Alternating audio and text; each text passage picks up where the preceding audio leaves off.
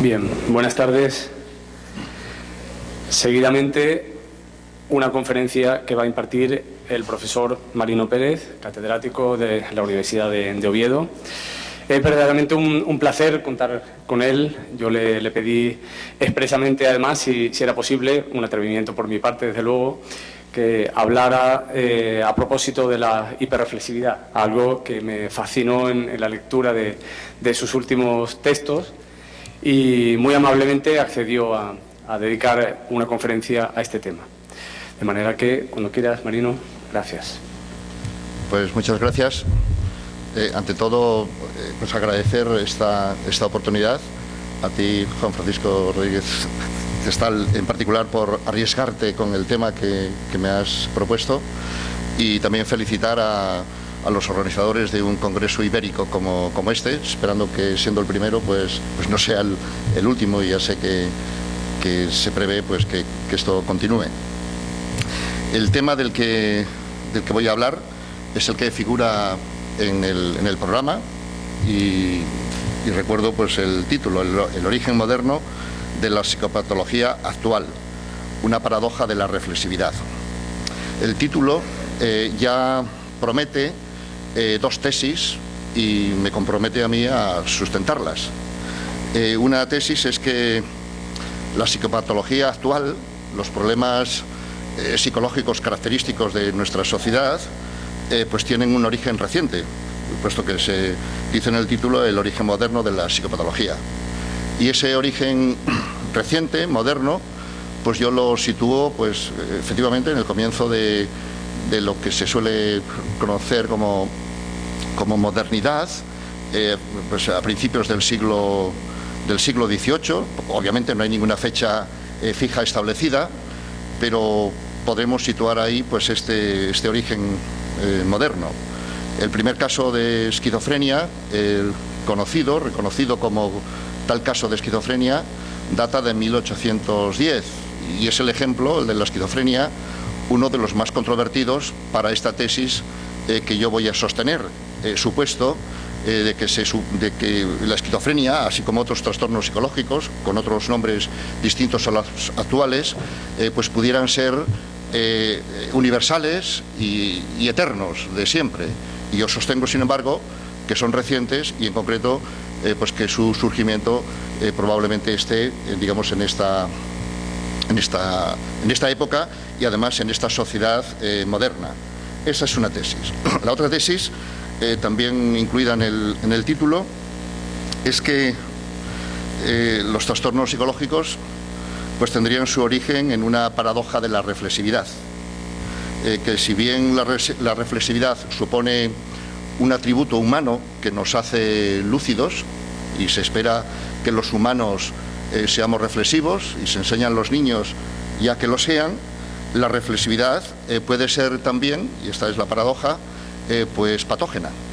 Y entonces yo voy a sostener o a proponer una tesis ciertamente comprometida, según la cual el origen de los trastornos psicológicos tendría que ver con una reflexividad incrementada, que deja de ser lúcida para ser patógena, como sostendré.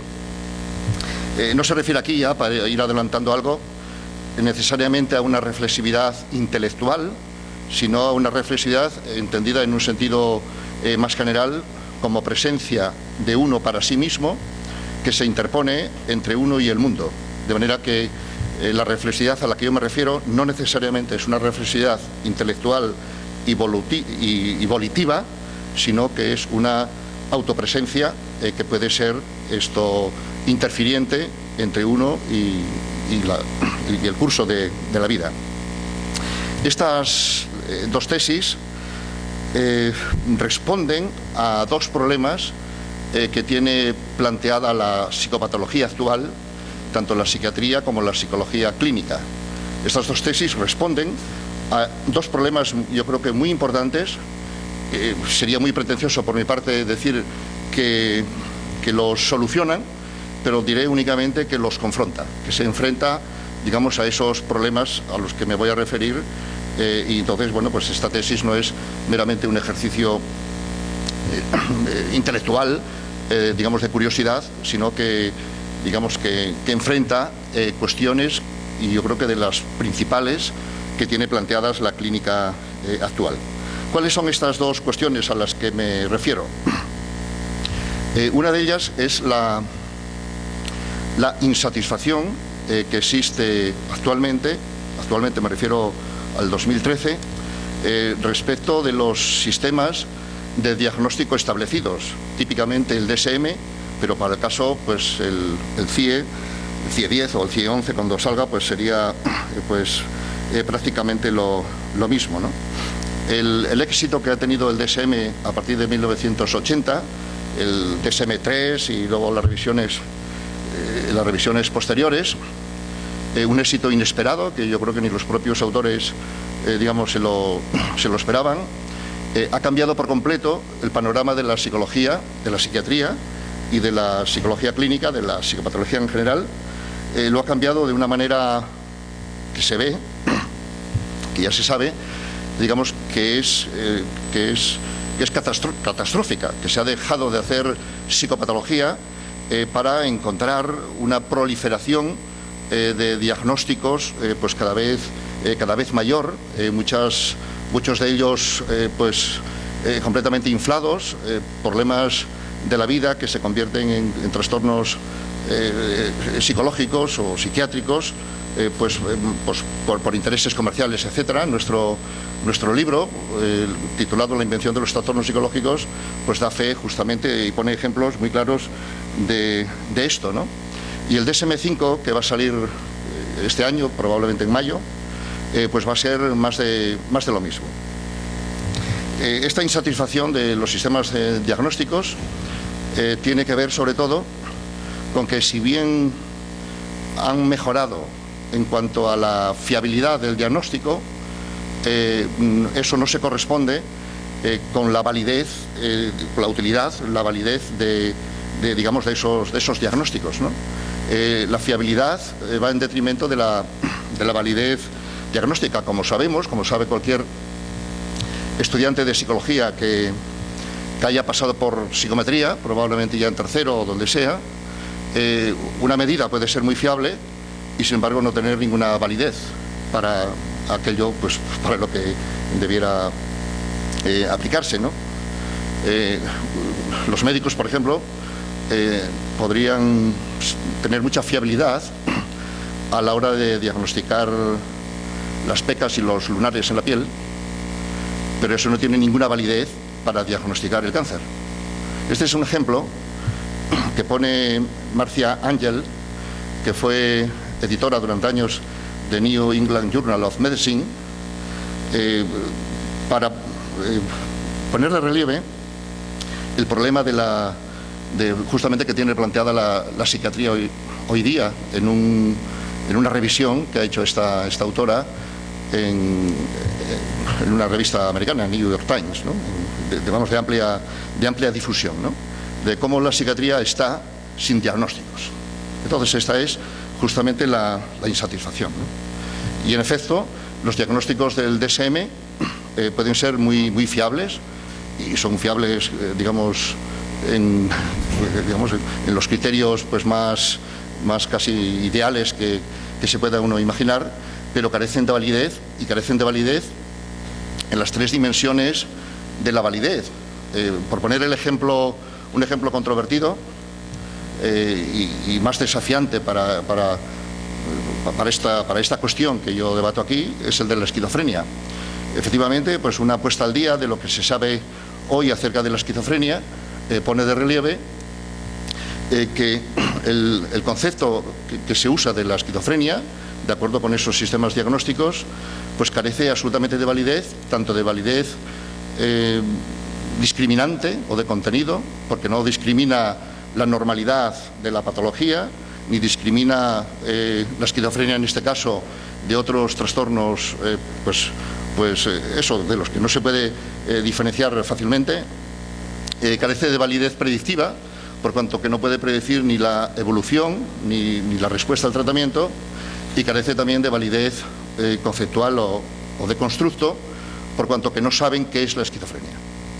De manera que este es un ejemplo en el que queda certificado que hay una insatisfacción con los sistemas nosológicos establecidos. Y el DSM-5 pues va a ser más de lo mismo.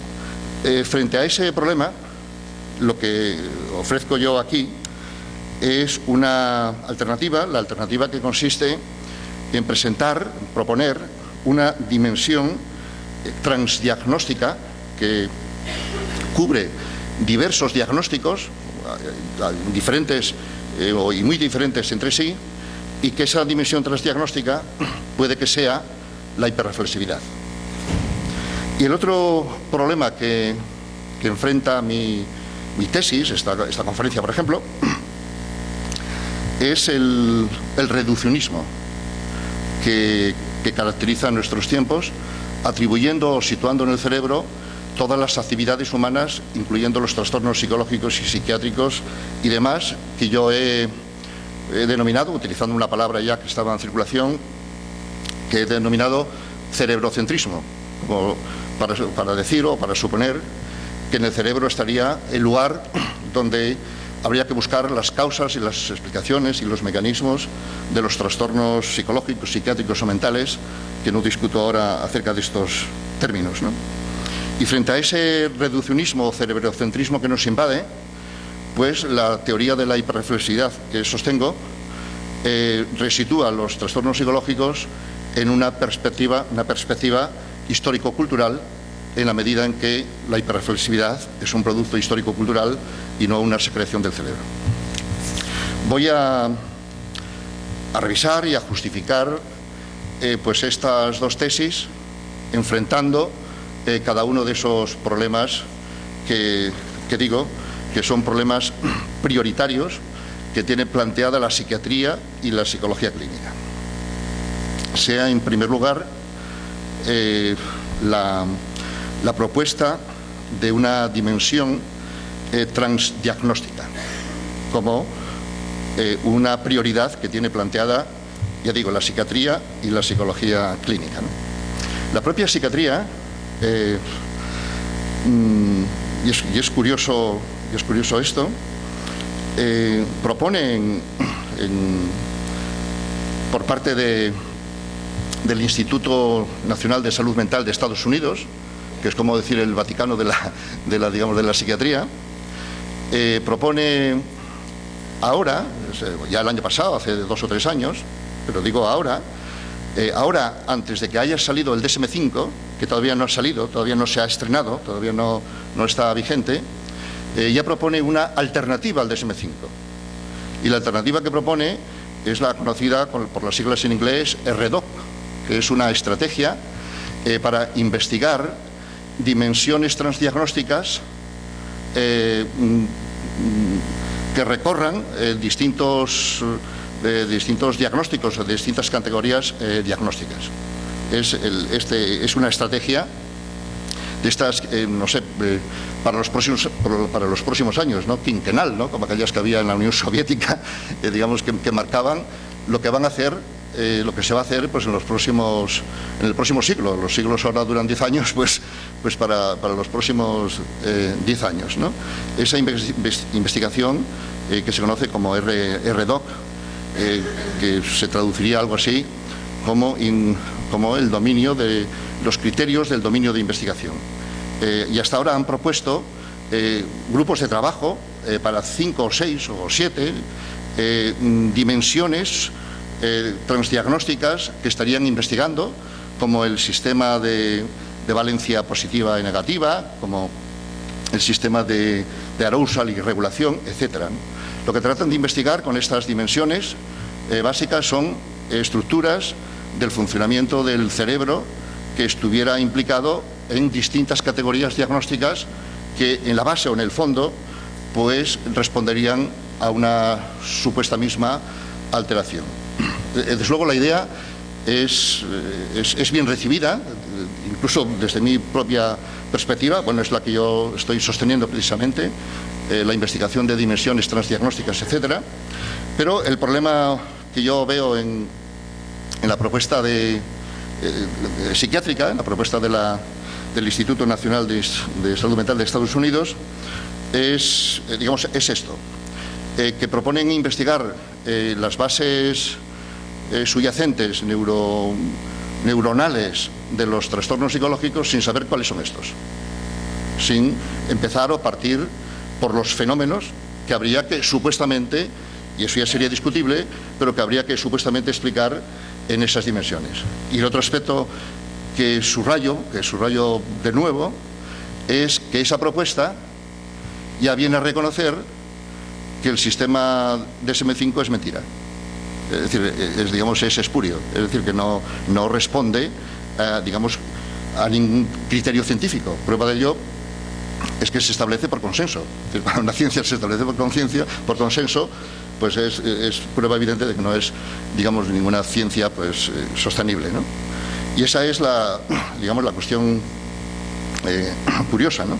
Yo creo que la psiquiatría en este sentido tiene ese mismo problema y trata de solucionarlo buscando esas dimensiones básicas, pero yo creo que las busca en un sentido equivocado.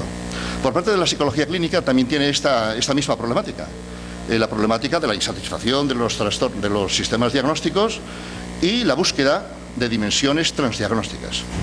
Y como suele pasar en psicología clínica, y esto no ha de sorprender a ningún psicólogo, ni siquiera ya un estudiante de psicología que haya pasado ya un par de cursos, pues en psicología lo que hay es sobreabundancia de propuestas para explicar dimensiones comunes a los distintos trastornos.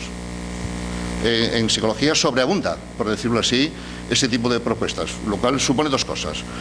Por un lado, que efectivamente es un problema que se está abordando, y dos, que como suele pasar en psicología, pues hay abundancia de propuestas y de soluciones. Yo en el libro que tomo como de referencia de esta conferencia, que se titula aproximadamente casi como la conferencia, ¿no? El origen moderno de el origen de la psicopatología moderna, ya no sí. Bueno, pues en cuyo libro me amparo para justificar, argumentos que yo tengo que, hacer aquí, tanto sin la debida justificación y deprisa, pues allí detecto, identifico al menos 13, y son más, porque ahora encontré más todavía, pero allí ya se describen 13 ejemplos de propuestas que están dentro de la psicología por parte de distintos autores y a veces incluso distintas teorías, y por eso son varias, porque son distintos autores y distintas teorías, de dimensiones comunes a los diversos diagnósticos. No voy a leerlas todas ellas, pero simplemente dar un botón de muestra de estas. No son especialmente sorprendentes porque muy a menudo están ya pues en circulación. Una de ellas, pues sin ir más lejos, sin ir demasiado lejos respecto del término que yo uso, hiperreflexividad, pues es la autoconciencia. Hay autores que proponen que un exceso de autoconciencia está en la base de diversos trastornos psicológicos. Típicamente se refieren a la ansiedad y la depresión y trastornos relacionados con esta problemática. Otra propuesta es la teoría de la autoobjetivación, para referirse a trastornos psicológicos diversos que toman el cuerpo como objeto de reflexión y de cuidado. Pues aquí se encontrarían muchos de ellos, los trastornos de la alimentación, los trastornos de la ansiedad social, etcétera. La idea es que diversos trastornos tendrían una dimensión común. El rol de espectador, que introdujo seguramente Master y Johnson a propósito de disfunciones sexuales, pues es otra dimensión de estas que se encuentra en otros trastornos también, por ejemplo en la ansiedad social.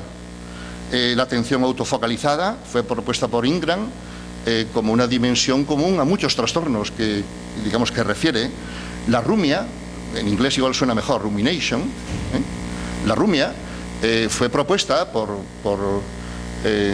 Nolen Hoekesema, una autora principal en estas investigaciones, como una dimensión subyacente a la depresión, pero no solo a la depresión, sino a otro tipo de trastornos más, ¿no? El pensamiento automático, los pensamientos repetitivos, la metacognición, la teoría del escape del yo, de Baumeister, la trampa vital, la línea de los esquemas cognitivos, una expresión muy útil para los clínicos para hacer ver al paciente justamente la trampa vital en la que ellos están incursos, etcétera. La evitación experiencial, esa es una de las propuestas, digamos, más formales que ya se propuso en su día, en 1996, como alternativa al DSM, la evitación experiencial, de la que Mari Carmen Luciano seguramente hablará aquí el sábado en su conferencia, por lo que he visto en el programa. Fue propuesta esta dimensión como una dimensión común a numerosos trastornos, formal o topográficamente muy diferentes entre ellos, pero que en la base pues responden a una dimensión común. Ahora estas terapias de tercera generación, pues bueno, más que hablar de evitación experiencial, hablan de inflexibilidad psicológica, que sería otra versión, digamos, de lo mismo. El perfeccionismo es otra dimensión que se ha propuesto. La desregulación de la identificación de la meta y la acción por parte de Watkins es otro. El síndrome neurótico general de Andrews es otra dimensión más. El síndrome de afecto negativo por parte de Barlow es otra dimensión más que digamos que estaría en la base de todo esto. De manera entonces que en distintos sitios y contextos, por distintos autores, con distintos enfoques dentro de la psicología clínica, se encuentra la necesidad de superar los sistemas diagnósticos al uso y de proponer dimensiones subyacentes que ya digo que son, digamos, varias y distintas. Analizando todas estas, yo he visto que todas ellas participan de algo, a su vez, que es común a ellas, y es un tipo de hiperreflexividad. Aunque la hiperreflexividad no es una dimensión que esté propuesta por algún autor particular, digamos, es algo digamos, que es común a las diversas propuestas que están establecidas. ¿Por qué hiperreflexividad? ¿Por qué propongo yo hiperreflexividad y no me atengo a una de esas? O sea, pues una que me pudiera resultar muy cercana, pues podría ser la evitación experiencial, por ser yo también proponente de las terapias de tercera generación y demás, ¿no? Yo creo que hiperreflexividad tiene para mí algunas ventajas que cito, ¿no? Una es que es un concepto más inclusivo que estos otros, que son, digamos, pues bastante particulares, ¿no? Bastante, bueno, centrados pues en digamos, tomados a lo mejor de un trastorno y extendidos luego a otros más. El concepto de hiperreflexividad no es clínico, no es de origen clínico. Para mí eso es una ventaja, porque permite tomar distancia respecto digamos, del tema o del material o de los asuntos clínicos. No estaría en principio comprometido este concepto con una aplicación clínica original, etcétera. Y luego también tendría, bueno, y tan inclusivo es, en relación a lo que también acabo de decir, tan inclusivo es que la hiperreflexividad incluye, de acuerdo a mi perspectiva, la esquizofrenia, que siempre está fuera, que siempre queda fuera de esas dimensiones comunes que se han propuesto por parte de los distintos autores, ¿no?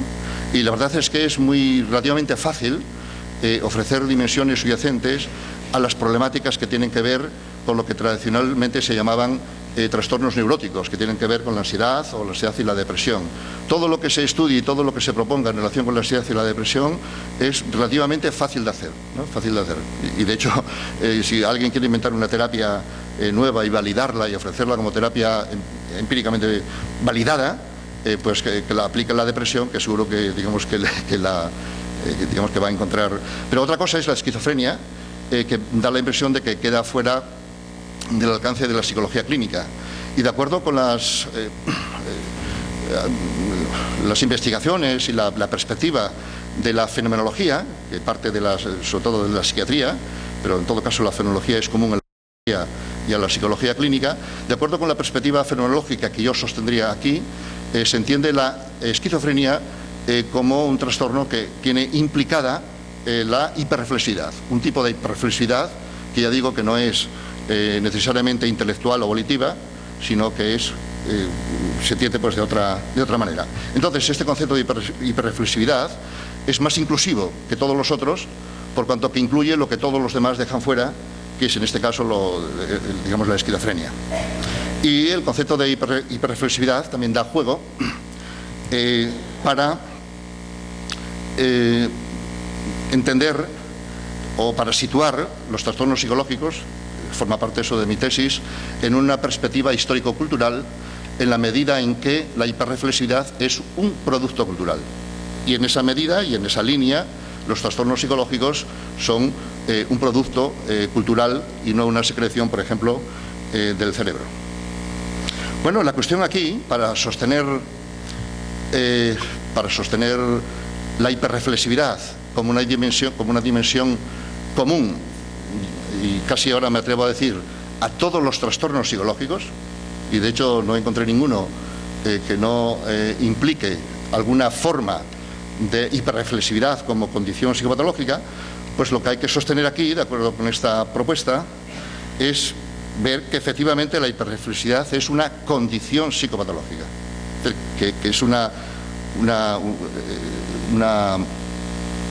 fenómeno. Estoy tratando de evitar la palabra y el concepto mecanismo, porque precisamente de lo que se trata es de superar el mecanismo, o sea, de buscar el mecanismo. Entonces es un fenómeno, la hiperreflexividad, pues que puede ser, es lo que sostengo, una condición psicopatológica, una causa, por decirlo así, de distintas condiciones psicopatológicas que se diagnostican pues de diferente modo, ¿no? Y claro, esto es pues un punto, un aspecto controvertido, decisivo de esta tesis, ¿no? Efectivamente, no es difícil de asumir que la hiperreflexividad, una reflexividad excesiva, de estar uno muy centrado en sí mismo, etcétera, etcétera, no es difícil de entender y de encontrar que la hiperreflexividad está asociada a problemas psicológicos. Tienes un problema psicológico, tienes depresión y te preocupas entonces por la depresión, por lo que te pasó. De manera que está asociada a la hiperreflexividad, a los problemas psicológicos que tú tengas. Pero lo que se sostiene aquí, lo que yo sostengo aquí, es que la hiperreflexividad tiene una prioridad causal. No meramente está asociada, no es una consecuencia del trastorno psicológico, sino es, ya lo digo así de forma ya atrevida, es la causa. Es digamos, una condición entonces psicopatológica, ¿no? Bueno, para sostener esto es necesario, siquiera en un par de minutos, que diga cómo entiendo yo los trastornos psicológicos para percibir el papel que tiene la hiperreflexividad, ¿no? Yo entiendo, y lo he sostenido en algún sitio, y por eso pues tendré que ser muy expeditivo al decir esto, entiendo que los trastornos psicológicos, yo creo que todos ellos, derivan de problemas de la vida, de problemas normales de la vida, pues pérdidas, conflictos, frustraciones, decepciones, estrés, dificultades, agobios, de estas cosas que nunca faltan en la vida y que son problemas de la vida porque la vida de suyo es un problema. Y esos problemas de la vida no son, por ser problemas, no son problemas psiquiátricos o psicológicos. Lo que los convierte en problemas psiquiátricos o psicológicos es una suerte, un tipo de reflexividad en la que se ve envuelto el individuo, y esta reflexividad es patógena cuando esa reflexividad deja de ser lúcida, deja de ser clarificadora, deja de ser práctica, deja de aportar algo que pudiera solucionar el problema y, por el contrario, te mete y te sumerge más en el problema y te mete en la trampa vital en la que consisten los problemas que ya están instalados. Y entonces esta es la concepción que yo sostengo y que está en la base, digamos, de esta argumentación. De manera que, dado un problema de la vida y puesto uno a reflexionar sobre él, de acuerdo a cómo la reflexión puede ser clarificadora del problema y ayudarte a superar ese problema o a entenderlo o a asumirlo o lo que sea, dada esa situación, hay un punto en el que esa reflexión puede ser ya más parte del problema que de la solución.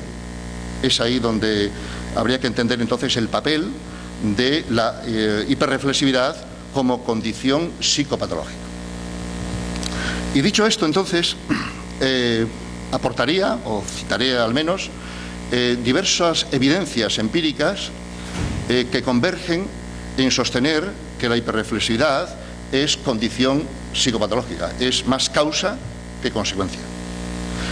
Datos de este tipo, unos de ellos son correlacionales, efectivamente muchos estudios que muestran la asociación de algún tipo de hiperreflexividad, de rumia, que está asociada a diversas psicopatologías, pero obviamente una correlación no certifica una dirección causal, aunque por el resto de cosas que sabemos podemos sostener que esa asociación no es tanto una consecuencia del problema o una coincidencia, sino que acaso tienen digamos una relación, ¿no? Una relación causal, ¿no?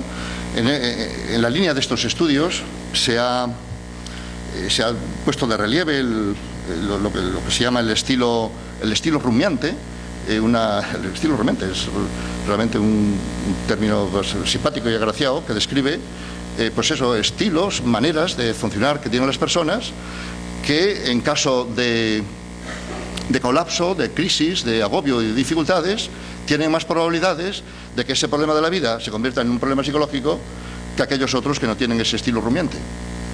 Fue propuesto por esta autora que he citado antes, en estudios que cito por lo demás en el libro y que me excusan de esforzarme en decir pues dónde fue publicado o los autores que lo han hecho, ¿no? Pero un ejemplo casi anecdótico, estas autoras que han propuesto el estilo rumiante, ¿no? Como una característica personal que hace más probable que dados los problemas puedan unos tener problemas psicológicos y otros simplemente problemas de la vida, pues dio la casualidad de que estaban llevando a cabo un estudio en la Universidad de Stanford en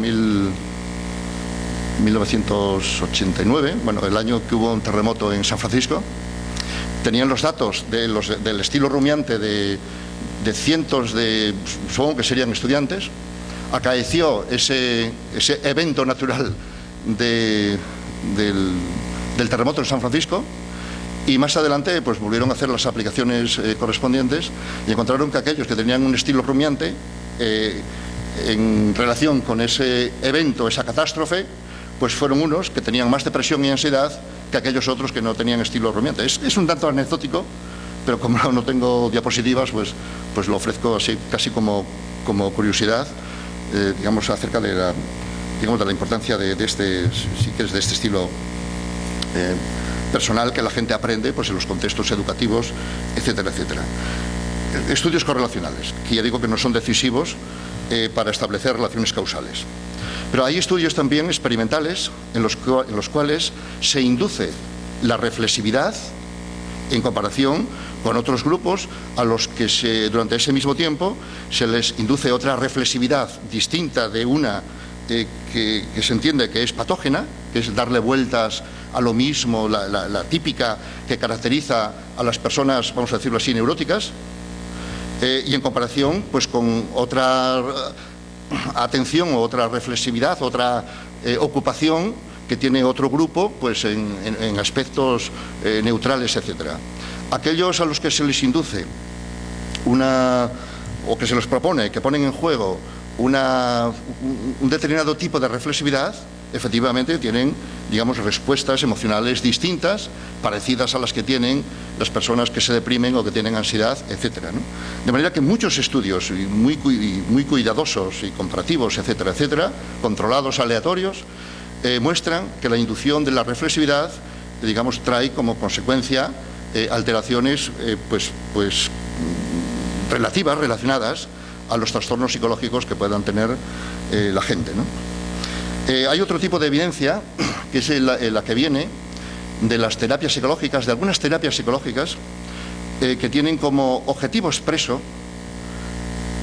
reducir la reflexividad que supone esa terapia, que está en la base del problema que tiene la gente. Y me refiero en particular porque es la terapia que de forma más clara, digamos, tiene esto en juego, y es la terapia asistencial o la logoterapia de Frankl, que, como recordáis, tiene como objetivos expresos el autodistanciamiento y la autotrascendencia, y utiliza como técnicas de intención paradójica, técnicas de reflexión, de dejar de reflexionar acerca de lo que a uno le pasa, y la eficacia de esta terapia puede aducirse como un ejemplo eso, en favor de esta tesis, de que terapias que reducen la reflexividad patógena son eficaces. Y tengo para mí que, revisando el funcionamiento de otras terapias, y dicho ya así, pues sin la debida justificación, tengo para mí que las terapias psicológicas que son eficaces, y hoy día se sabe que diversas terapias psicológicas que no se corresponden entre ellas, o sea, que ni se hablan entre ellas, que se ignoran entre ellas, que son distintas, son eficaces. Tienen una eficacia, digamos, más similar que los similares que son en cuanto a su teoría y a sus procedimientos. No es casual que la APA psicológica haya promulgado este año pasado un documento en el que efectivamente pues bendice que diversas terapias tienen probada eficacia de acuerdo a los criterios establecidos de estudios controlados aleatorizados, que es un sistema de medir la eficacia que se toma de la medicina basada en la evidencia, de las guías psiquiátricas, y que no es una manera muy adecuada para medir las terapias psicológicas. Pero cuando las terapias psicológicas, digamos, se miden de acuerdo con esos criterios, muestran su eficacia. Y así tenemos que las terapias psicodinámicas son eficaces, que las terapias cognitivo-conductuales y de tercera generación son eficaces. Estas son las que más estudios tienen, pero las otras tienen estudios que también muestran esa eficacia. La terapia sistémica y la terapia humanista. Todos estos 4 grandes sistemas, se puede decir hoy día de ellos, que tienen una eficacia comparable, una eficacia más comparable que lo comparables son las terapias entre sí. Y de lo que no se sabe es el eterno problema de las terapias psicológicas. ¿Por qué funcionan? ¿Por qué funcionan? Naturalmente, si preguntas a un psicoanalista, él te va a decir por qué funcionan. Y va a quedar sorprendido de que el terapeuta de conducta también tenga eficacia con sus terapias. ¿Y qué va a decir el psicoanalista? Y de hecho lo dice en American Psychology, una revista relevante. Entiende el psicoanalista que el terapeuta de conducta es eficaz porque con la experiencia ese terapeuta también adopta principios psicodinámicos. Y preguntas ahora a un terapeuta de conducta que queda sorprendido cómo la psicoterapia psicodinámica es comparable a la terapia cognitivo-conductual, que es la que pasa por ser la terapia de referencia empíricamente validada, etcétera. Y lo que dice es que es eficaz porque incluye en sus procedimientos técnicas de terapia de conducta, como diría Freud, silvestres, sin saber que las aplica siquiera, pero que contiene allí exposición, modelado, reforzamiento, como hemos sabido también que las terapias no directivas de Rogers en su día, no directivas, que no dirigen, no influyen, pues tenían implicado por el medio pues reforzamiento diferencial, etcétera, tan natural y tan sutil, pues que seguramente explicarían su eficacia. Si tú preguntas entonces a los terapeutas que aplican sus terapias, por supuesto te van a explicar por qué son eficaces, pero entre ellos no se van a poner de acuerdo. Y de hecho no hay manera, entiendo yo, de abordar o de solucionar este problema, por decirlo así, desde dentro. Desde dentro. Esto es mi profesión y digamos, he investigado la literatura más accesible, etcétera, y no es que sea yo neutral respecto de las terapias, o sea, no soy neutral de ello. Me formé en terapia de conducta y soy un promotor de las terapias de tercera generación. Es decir, que no hablo desde, digamos, desde el espíritu puro, ¿no?, de que yo esté exento de las terapias, ¿no?, y demás, ¿no? Pero siendo, si quieres, honesto y ateniéndote y mirando, digamos, más montones o más agujeros que el tuyo, encuentras, digamos, esto, digamos, a lo que hay, ¿no? Entonces tengo para mí, tratando de resolver ese problema, que las terapias que son eficaces, digamos, seguramente lo son, porque de alguna manera u otra, y algunas de forma muy clara, muy expresa, como la terapia existencial y las terapias de tercera generación, pero las otras seguramente también, que de alguna manera las terapias que son eficaces son porque desenredan a los clientes o a los pacientes de ese enredamiento en el que consiste el problema que tienen. Y a la vez que hacen eso, y también para que eso, digamos, ocurra, resitúan al paciente o al cliente frente a la vida sobre un horizonte de posibilidades, lo descentran de sí mismo y lo resitúan sobre un horizonte de valores o de posibilidades. Y entonces yo creo que las terapias que son eficaces a título de otros principios o de otros mecanismos o de otras teorías, seguramente lo son porque en el fondo, de una u otra manera, yo creo que están promoviendo, digamos, esta condición, ¿no?, este desenredamiento, esta reducción de esa reflexividad que es patógena y resituando a los pacientes frente a la vida, frente a algo más allá de ellos mismos, que ponen a los pacientes sobre un horizonte de, digamos, de posibilidades, ¿no?, buscando el sentido de la vida, que no sabemos cuál es ni dónde está, pero donde seguro no está es dentro de uno. Y es buscando dentro de uno donde la gente se enreda, digamos, con problemas psicológicos y demás, ¿no? De manera entonces que la evidencia terapéutica yo creo que está en la línea, yo creo, de sustentar algún tipo de hiperreflexividad como condición psicopatológica, ¿no? Citaría también estudios culturales referidos a la práctica de yogis sobre trance meditativo, en el que mediante una práctica a propósito y adrede tratan de producir un tipo de disociación y un tipo de alteración de la conciencia que en un hospital, en urgencias, ese yogi que ha producido esa alteración de la conciencia sería muy difícil de diferenciar de un trastorno psicótico, y sin embargo no lo es, porque ha sido producido pues nada, mediante una práctica sistemática durante años, seguramente, para producir ese fenómeno, ¿no? Y también podríamos aportar aquí los cambios culturales de los chinos cuando van a otros sitios de cultura occidental, donde sus problemas psicológicos en China, de forma tradicional, tienen un marcado carácter somático y muy poco reflexivo, muy poco cognitivo, etcétera, pero cuando se educan o cuando se socializan en Estados Unidos, en Canadá o en Australia, tienen su depresión ya es una depresión tipo Beck, ya es una depresión tipo de rumia, ¿no? Entonces el cambio cultural, digamos, es también un argumento que estaría en la línea de cómo la hiperreflexividad estaría en la base de esa, digamos, de esa condición, ¿no?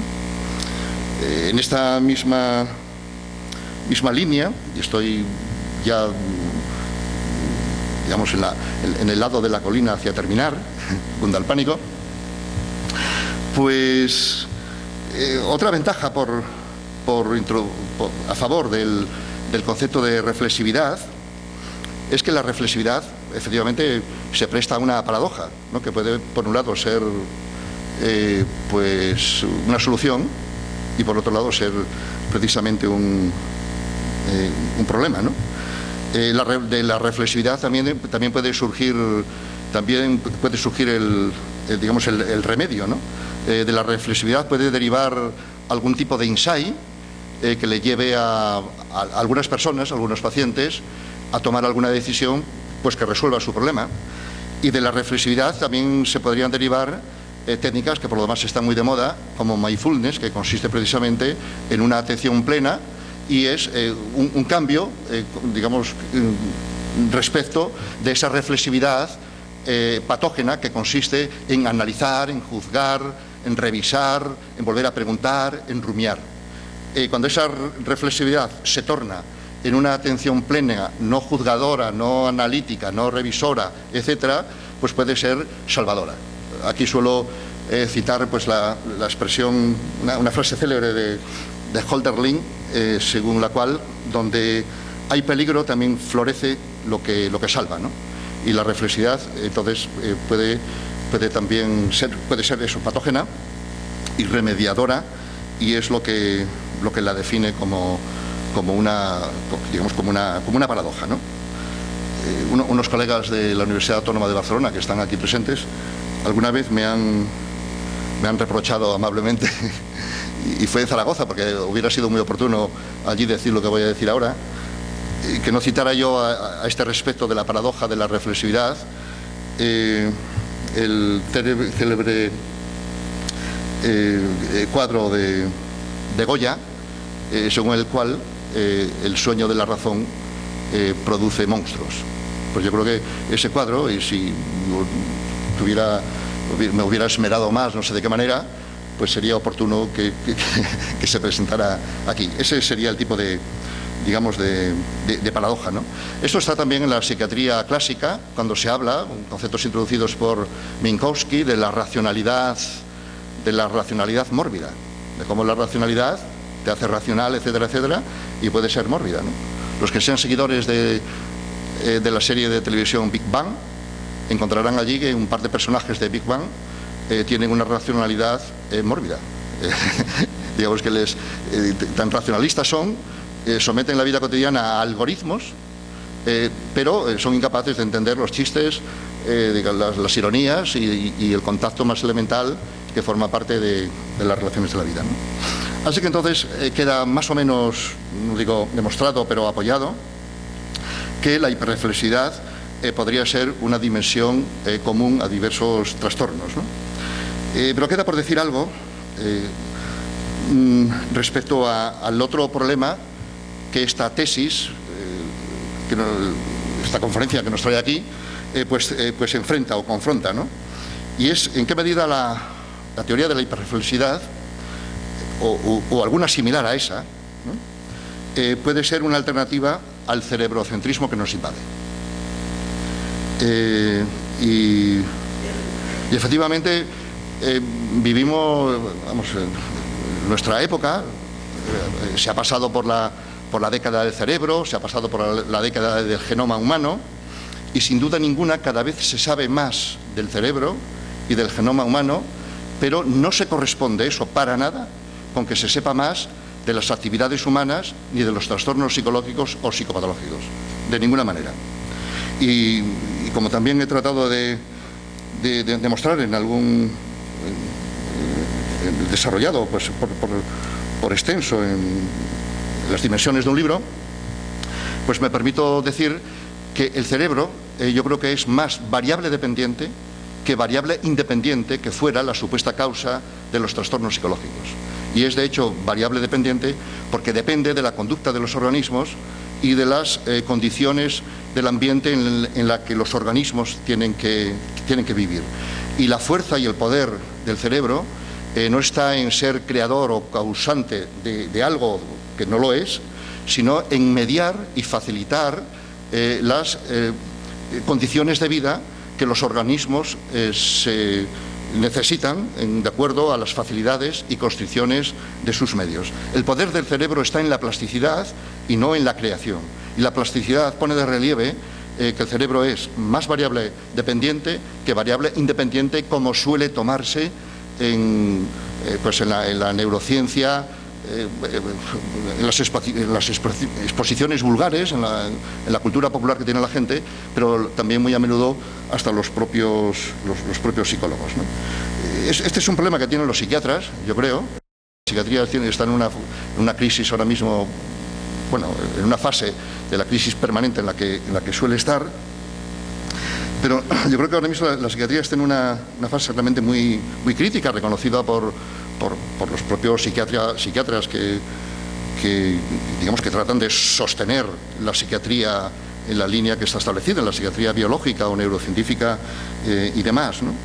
Los psiquiatras yo creo que están empeñados y se juegan, da la impresión de que se juegan su ser o no ser, su estatus como disciplina, etcétera, en encontrar que los trastornos psiquiátricos sean genéticos y en encontrar que haya correlatos o bases neuronales de los trastornos psiquiátricos. Y resulta que yo creo que los psiquiatras y otros son más deterministas que lo son los propios genes, que como se sabe, por la epigenética, pues una disciplina de poco tiempo, de 10 años, etcétera, que en los genes no está escrito nada, o sea, ni en las estrellas, ni en los genes está escrito nuestro destino, como suponía Watson, el primer director del genoma humano a principios de los años 80. Pero al final, cuando se describió el genoma humano y se conoce eso, cuanto más se sabe de eso, menos se sabe o menos se encuentra que todo ello esté en los genes o que esté en el cerebro. Y da la impresión de que la psiquiatría se juega su prestigio, digamos, con este énfasis en los genes. No sé cuál sería el problema que tengan ellos de que si no encuentran o no invocan bases genéticas de los trastornos psicológicos, pues no son tan médicos como, o no trabajan con entidades tan serias como el resto de especialidades médicas, ¿no? Es un problema que tiene la psiquiatría, y luego los psicólogos a veces tienen también el mismo problema de imitar a los psiquiatras, ¿no? De ir de psicólogo junior o de psicólogo. Eso pasa seguramente en muchos psicólogos, digamos, que hacen el PIR, ¿no? Bueno, no hay ningún problema, digamos, con la psiquiatría. Digamos, la psiquiatría estaría a salvo, porque además de esta tradición biológica que no tiene salida, a mi juicio, la propia psiquiatría tiene tradiciones comunes también con la psicología, pero también tradiciones muy originales propias de la psiquiatría, como la tradición de la psiquiatría interpersonal o incluso la psicodinámica, o desde luego la tradición de la fenomenología, que es seguramente la mayor alternativa que se ofrece hoy día a los trastornos, a los problemas con los diagnósticos y al ofuscamiento cerebrocentrista que ya digo que nos invade. Pues en la línea de la hiperreflexividad, yo he tratado de demostrar, y simplemente voy a las conclusiones, que la hiperreflexividad es un producto histórico y no es un laberinto en el que ha entrado el cerebro, o si acaso el cerebro ha entrado en un laberinto de hiperreflexividad, etcétera, es a resultas de las condiciones culturales, de la historia personal de quien sea, de manera que el propio concepto de hiperreflexividad o hiperconciencia es un concepto histórico que yo he analizado en su devenir, en su curso, poniéndome en el origen del todo. Yo creo que en el origen de la reflexividad humana está la escritura. La escritura como el mayor invento que seguramente ha influido en el desarrollo de la humanidad, etcétera. La escritura ha permitido, es un invento reciente en términos evolutivos, es un invento de hace 6.000 años, la alfabética es de hace 2.000 años, y probablemente el cerebro humano sea el mismo en los últimos 140.000 años. De manera que la escritura es un invento que no está en los genes y no está previsto en la estructura del cerebro. Y sin embargo, la escritura, al formar ahora parte de las estructuras culturales y de los andamiajes donde está el cerebro, reorganiza el propio funcionamiento del cerebro. De tal manera que para mí, para la argumentación en favor de la hiperreflexividad, es importante la historia, el impacto que la escritura ha tenido en el desarrollo de la humanidad, incluyendo el propio desarrollo del cerebro. La escritura, efectivamente, permite objetivar el lenguaje. De otra manera, el lenguaje es volátil, desaparece, según aparece, desaparece, y el mundo de una sociedad oral es completamente distinto del mundo de una sociedad escrita. Y el lenguaje entonces es el que ha empezado a permitir objetivar el lenguaje y todo lo que viene asociado con el lenguaje, etcétera, etcétera, y luego las estructuras culturales pues han hecho el resto como estructuras, efectivamente, o andamios o andamiajes que forman parte del entorno en el que el cerebro, digamos, tiene la funcionalidad que tiene, ¿no? Así llegaríamos a Grecia, que es allí en realidad donde ha empezado la escritura alfabética. Ahí encontraríamos una sociedad reflexiva, la filosofía, etcétera, pero la reflexividad que encontramos en Grecia es todavía, como dice un autor, una reflexividad ordinaria, distinta a la reflexividad moderna que este autor, Taylor, llama reflexividad radical. En la sociedad griega, la sociedad muy reflexiva donde las haya, esa reflexividad no tenía posibilidades siquiera de generar o producir problemas psicopatológicos, de ser patógena, de la manera que lo es hoy día, casi de una forma muy evidente, muy frecuente en nuestra sociedad. Luego vino la Edad Media, se desarrollaron nuevas prácticas de lectura, etcétera. Luego vino la Edad Moderna, vino la imprenta, vino la implantación de la lectura pues como una estructura cultural, como como se dice hoy a la moda, una herramienta, ¿no? Como un andamiaje cultural que ha ido promoviendo continuamente la reflexividad, digamos, de las gentes como algo completamente natural. Todo eso ha desarrollado o ha contribuido al desarrollo del individualismo, ha dado lugar a la urbanización, ha dado lugar a la industrialización y ha dado lugar a una sociedad hiperreflexiva moderna, que es la que yo sitúo, digamos, a principios del siglo XVIII. Y que no es una casualidad que los trastornos psicológicos, y que la psiquiatría y la psicología clínica y los trastornos psicopatológicos se empezaran a definir y a dar precisamente a finales del siglo XIX. No es una casualidad. Y no es que ahí, digamos, tuvieran unos instrumentos nuevos que detectaran lo que siglos anteriores, digamos, no había. Es que no había el fenómeno, siglos anteriores, digamos, que estuviera allí oculto y que ahora lo llaman agorafobia, lo llaman depresión, lo llaman demencia precoz, lo llaman esquizofrenia, etcétera, etcétera. Sino que son fenómenos que han aparecido en estos contextos culturales, etcétera, etcétera, ¿no? Antes que la propia psicología clínica los tematizara, yo creo que los trastornos, este papel de la hiperreflexividad que pudiera ser trastornadora de la vida, yo creo que fue tematizada, fue cultivada, fue detectada y al mismo tiempo yo creo que ampliada por la propia literatura moderna. Yo titulo en el libro un pasaje que me sirve para ir concluyendo esta argumentación, en el que en una misma época, finales del siglo XIX, y precisamente esta época, finales del siglo XIX, del modernismo, del fin del siglo, etcétera, finales del siglo XIX y principios del XX, hay toda una literatura de San Petersburgo a Lisboa, pasando por Praga, donde está Kafka, y por París, donde están otros autores, que pone de relieve este papel que va cobrando la hiperreflexividad en las alteraciones y desasosiego de las personas. En San Petersburgo tenemos a Dostoyevsky y a su personaje de La memoria del subsuelo, que es seguramente una de las primeras novelas modernas, en las que este personaje anónimo, sin nombre, dice en algún sitio que una gran enfermedad es la excesiva conciencia que él ha tenido, que se está teniendo en esta sociedad.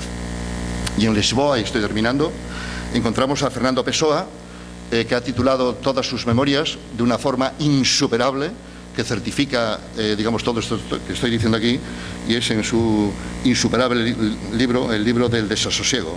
Dice Pessoa: el mal de la vida es la enfermedad de ser consciente. No hay nada más que yo admire en la gente que la inteligencia de la estupidez como remedio. Y se refiere a la implicación que él no tenía, pero que él observaba en los demás, por ejemplo, en los camareros, en los bares en los que él estaba, que los demás tenían.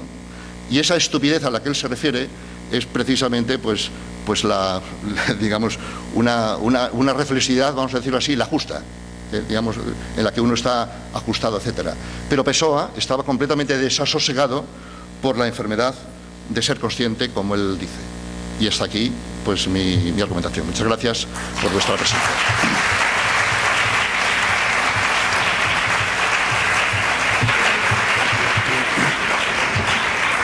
Muchísimas gracias, profesor Marino Pérez. ¿Preguntas?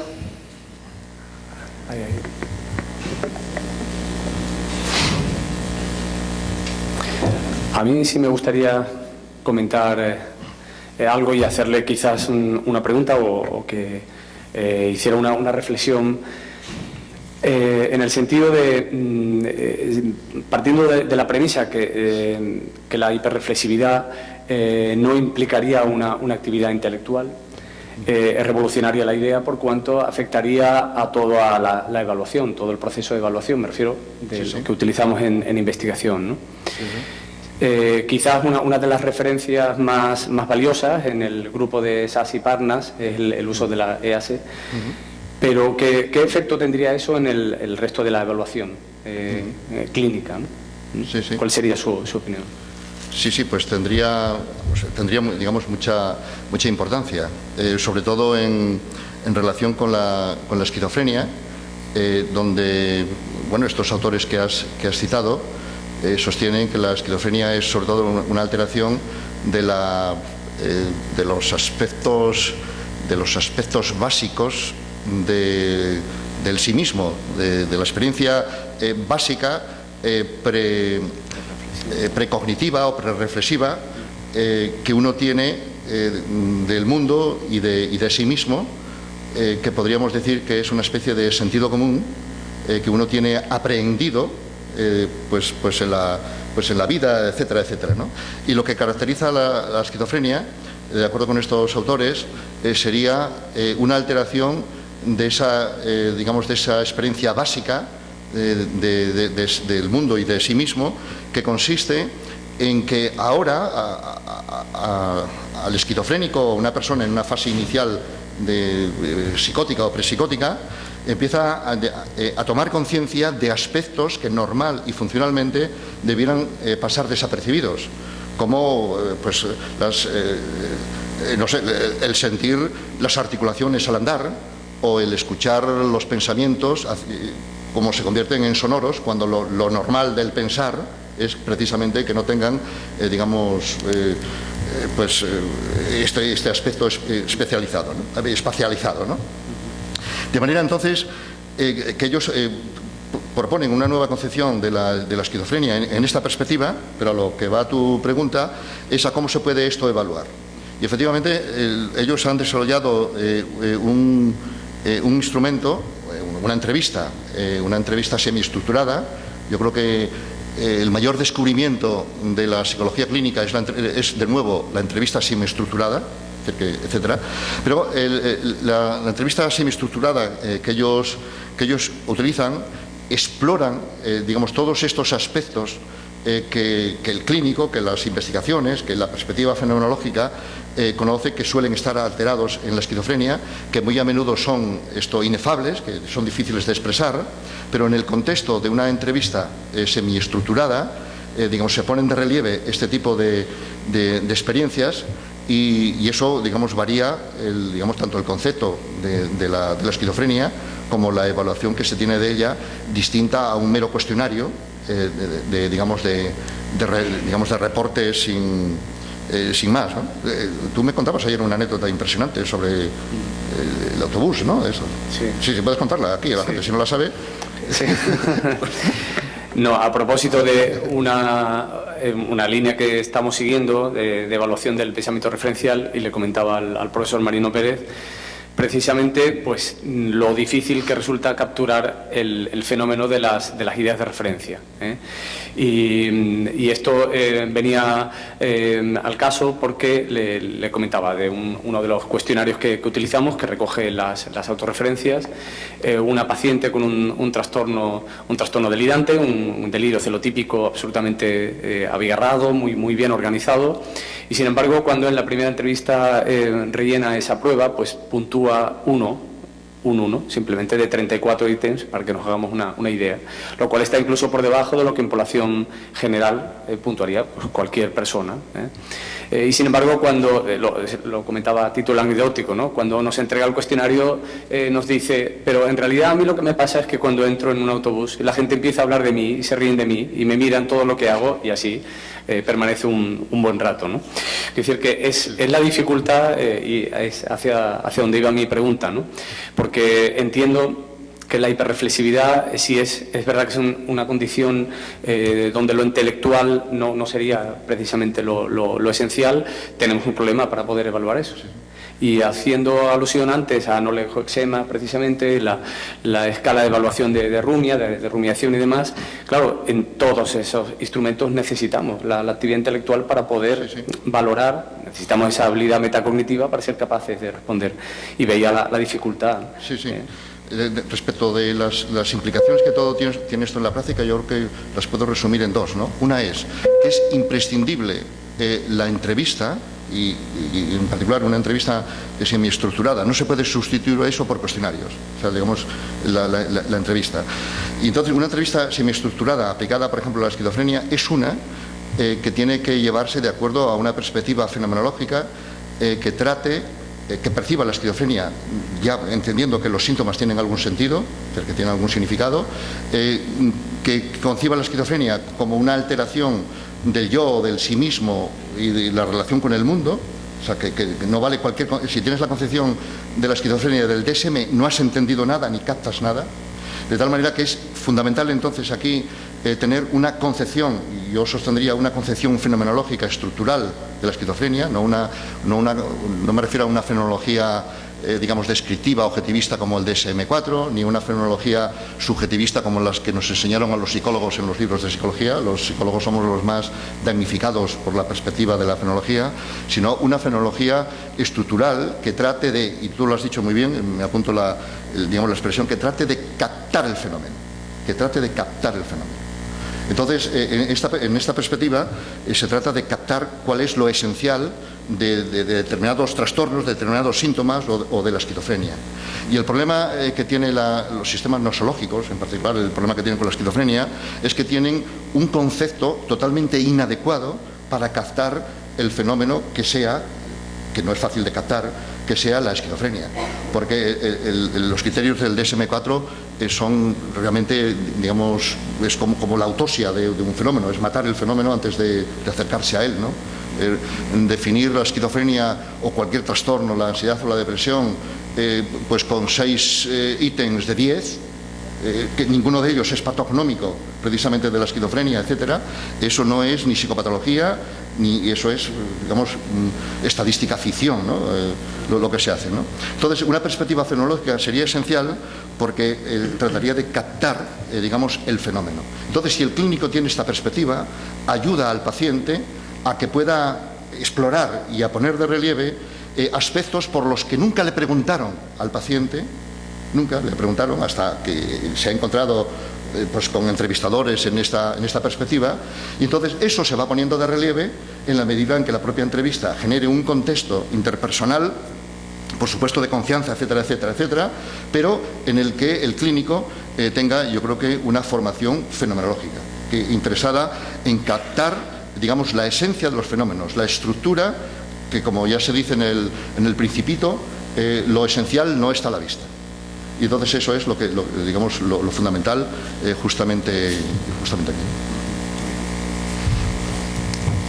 Hay una pregunta, ¿sí? Tenéis ahí.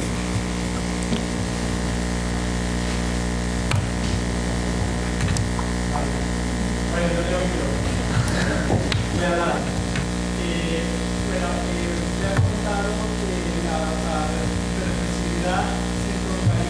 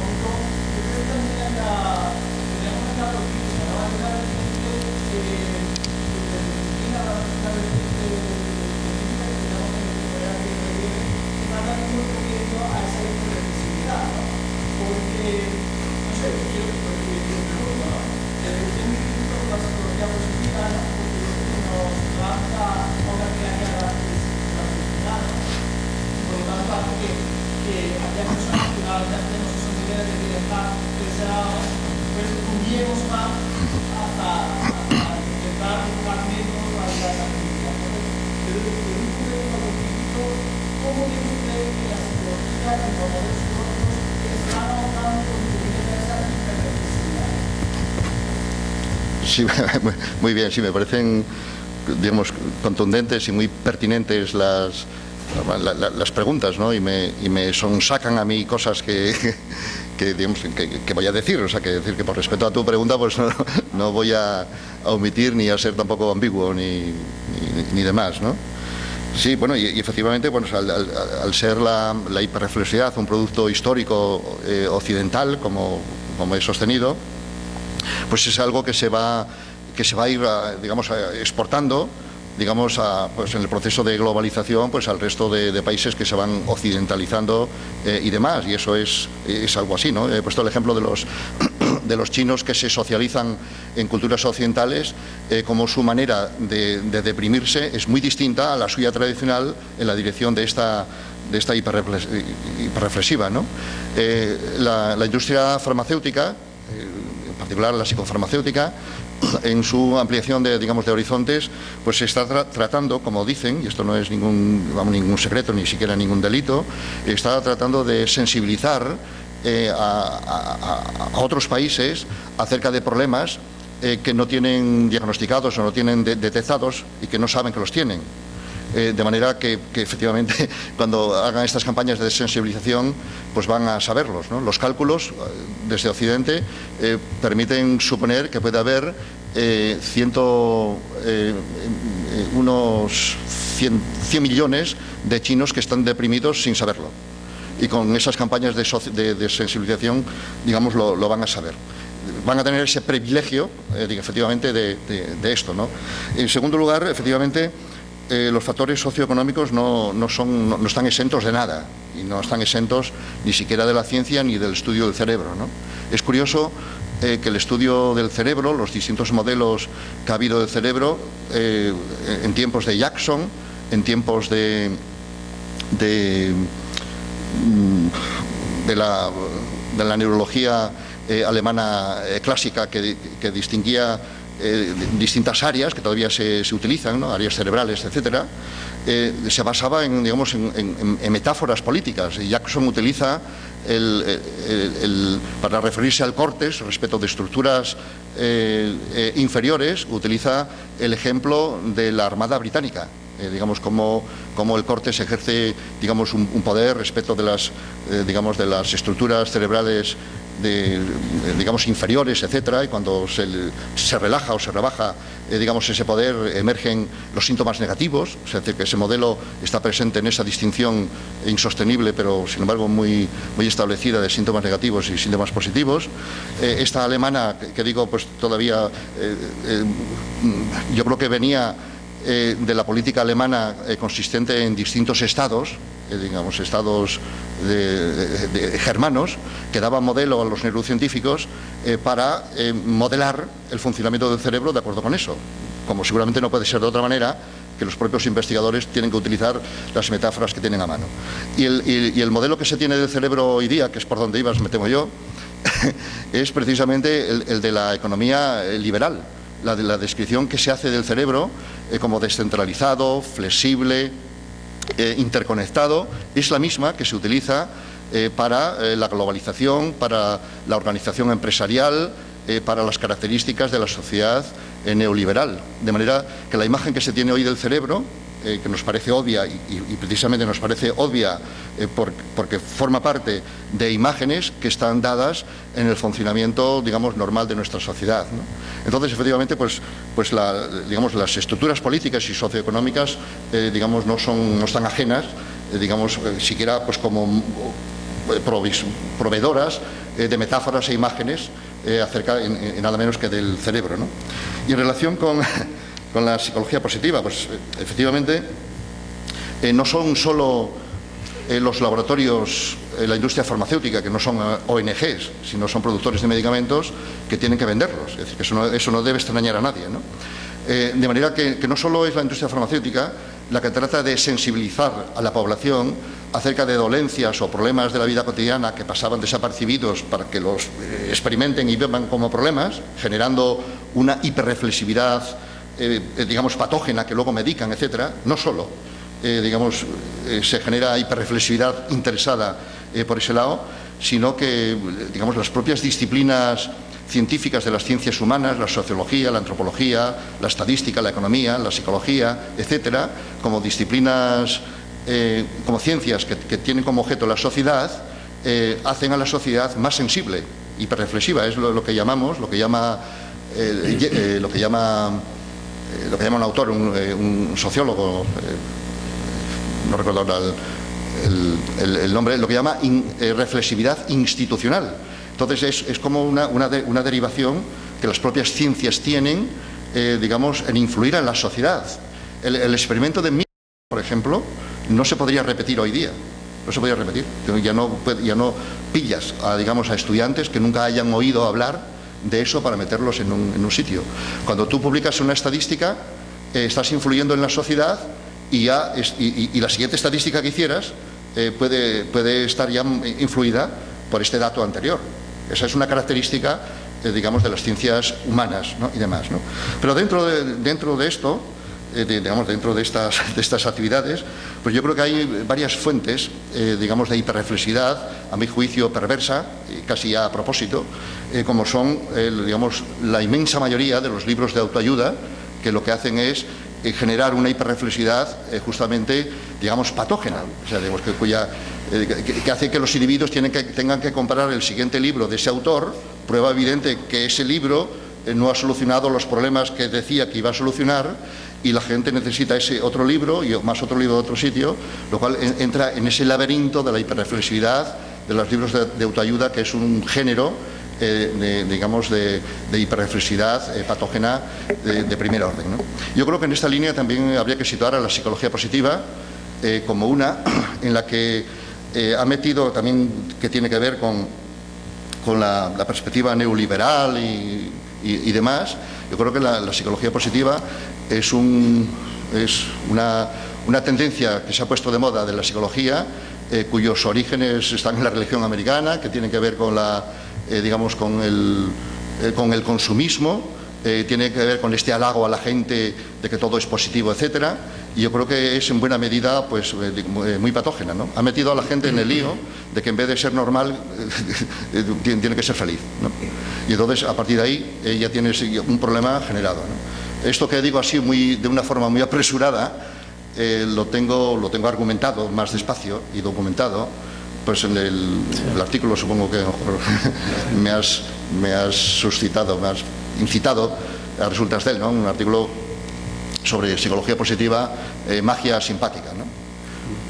No es que yo esté proponiendo aquí la infelicidad, ni sea un promotor de ello. De hecho, ese artículo lo escribí en vacaciones, digamos, en terrazas.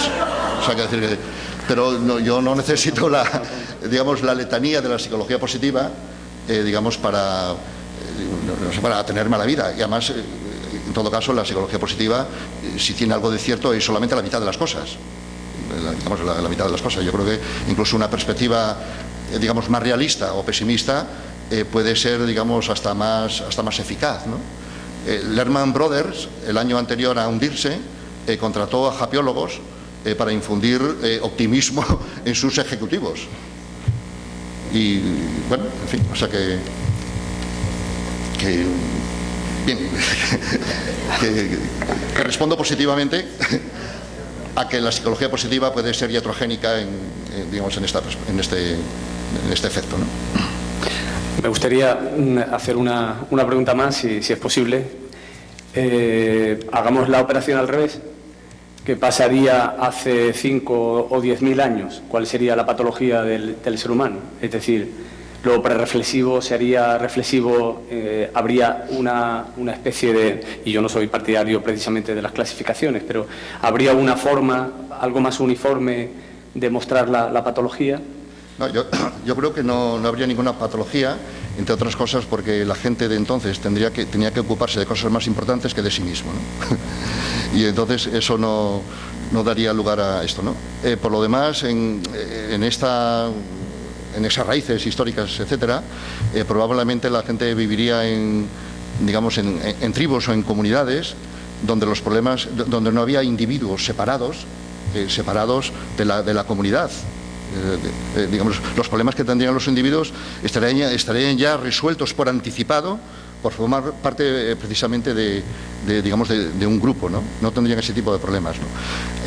Cuando esos individuos, cuando algún individuo efectivamente pudiera entrar en conflicto con el grupo, porque en toda sociedad humana, por primitiva que sea, existe, aparte del lenguaje, siquiera el lenguaje oral, obviamente, existen reglas, existen normas y existen prohibiciones. Existe, digamos, cultura, obviamente, ¿no? Y entonces, cuando pudieran darse problemas de los individuos frente, digamos, al grupo, yo creo que el propio grupo disponía digamos, de mediaciones o de ritos de paso para reintegrar, digamos, al individuo, o acaso podría tener, como se han descrito por parte de la etnopsiquiatría, fenómenos como el amok o el berserk, etcétera, que suponen, digamos, una ruptura agresiva y violenta de un individuo frente, digamos, al grupo, que muy a menudo eso se ha capitalizado por parte de la psiquiatría para señalar que pudiera ser la esquizofrenia, digamos, de entonces, suponiendo que la esquizofrenia fuera universal y eterna, etcétera. Pero eso no tiene nada que ver justamente con la esquizofrenia, digamos, moderna. Yo en el libro de los orígenes de la psicopatología moderna me desafío a mí mismo tratando de ver cómo estos casos de locura que pudieran darse en sociedades premodernas son efectivamente locuras tipo amok, pero no tienen nada que ver con la esquizofrenia que empieza a darse a partir del siglo XVIII, ¿no? Y si nosotros releemos, porque supongo que los que son psicólogos lo habrán leído algún día, y los estudiantes que no lo hayan leído, que lo hagan esta semana ya, el libro de Luria sobre el origen de los procesos cognitivos, donde Luria en los años 20-30 estudia una comunidad soviética analfabeta y trata de aplicar, ¿no? Estudia los procesos cognitivos, ¿no? Y allí se puede ver, por sus entrevistas y por sus valoraciones, que aquella gente era imposible que tuviera depresión, que tuviera la ansiedad, no tenía, digamos, su analfabetismo, que no quiere decir que su falta de inteligencia, porque la inteligencia, digamos, no depende, digamos, de la intelectualidad, digamos, verbal, sino de la práctica, etcétera, etcétera. Aquellos individuos era imposible que tuvieran trastornos psicológicos ni de esquizofrenia, porque no tenían entidad del yo, no tenían ninguna entidad de una experiencia de sí mismo, no tenían estructuras psicológicas que pudieran alterarse de la manera que tenemos nosotros y que damos por naturales y que se alteran con tanta facilidad en la sociedad moderna, ¿no? Esa perspectiva de Luria, que se sitúa en los años 20, yo creo que es muy aleccionadora de esto que yo estoy diciendo. Yo en el libro lo tomo como un argumento, digamos, para establecer esas diferencias de la condición moderna respecto de estas otras situaciones.